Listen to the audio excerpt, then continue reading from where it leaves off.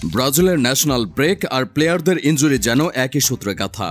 ব্রাজিলের জাতীয় দলের ডিউটি আসলে শুরু হয় প্লেয়ারদের একের পর এক ইনজুরি। ব্রাজিল স্কোয়াড ঘোষণা করার পর প্লেয়ারদের ইনজুরিতে পড়ার ঘটনা প্রতিবারই হয়, এবারও তার ব্যতিক্রম হয়নি। গতকাল চ্যাম্পিয়ন্স লিগের লিলের বিপক্ষে ইনজুরিতে পড়ে মিলিতাও।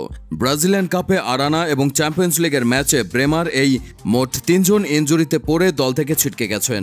এই ইনজুরি কি নাটকীয় নাকি যথার্থ? যদি তারা ইনজুরিতে পড়েন তাহলে তাদের জায়গায় খেলবে কে? বিশ্বকাপ বাছাই পর্বের ২টি ম্যাচকে সামনে রেখে ২৩ সদস্যের দলের ঘোষণা করেছে ব্রাজিল। এখনও বেশ কয়েকদিন বাকি আছে ম্যাচের।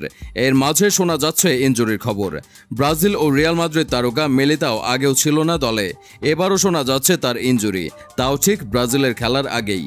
চ্যাম্পিয়ন্স লিগের ম্যাচে মাত্র ৬ মিনিটে ইনজুরিতে পড়েছে জুভেন্টাসের ব্রেমারের ভাগ্য কোনোদিনও ব্রাজিলের সাথে মেলেনি।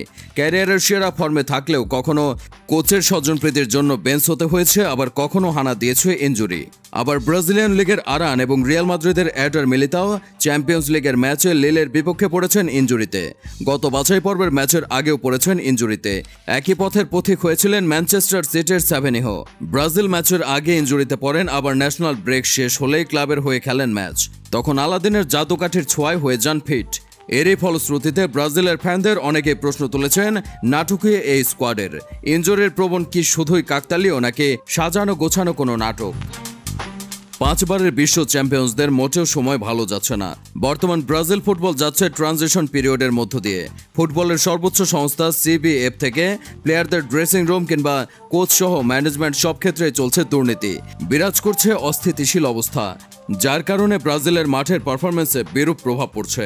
একটা সময় ছিল যখন ব্রাজিল দলে খেলাটাকে নিজের ক্যারিয়ারের সর্বোচ্চ অর্জন মনে করত ব্রাজিলিয়ানরা। তাদের ডেজিগনেশন আর ডেডিকেশনে গড়ে উঠেছিল ব্রাজিলের ভীত স্তম্ভ। পেশি টানে পেনকিলার নিয়েও খেলেছেন ব্রাজিলিয়ান লিজেন্ড রোনালদো। সর্বকালের সর্বশ্রেষ্ঠ পেলের ব্রাজিলের প্রতি ডেডিকেশনের ধারাবাহিক প্রবাহ ধারায় ন্যাশনাল সম্পদ হিসেবে ঘোষণা করা হয়। সেই ব্রাজিলের প্লেয়ারদের আজ এরকম তলানিযুক্ত ডেডিকেশন মোটেও সন্তোষজনক নয়। রিসেন্ট সময়ে সেলসাউদের ব্যর্থতার দায়ভার কোচের উপর সরাসরি বার্তালেও প্লেয়ারদের এরকম অনাগ্রহ ভরা নাটকীয়তা দায় এড়াতে পারে না। এরকম দুর্দশাগ্রস্ত দল দেখে ব্রাজিল ফুটবলের গ্রেট প্লেয়ার ম্যাজিশিয়ান রোনালদিনহো বলেছিলেন, এই দল জেতার জন্য খেলে না, তারা মোটেও ব্রাজিলের 5 স্টারের প্রতিনিধিত্ব করছে না, তাদের অবশ্যই এই জার্সির প্রতি পর্যাপ্ত সম্মান দেখাতে হবে।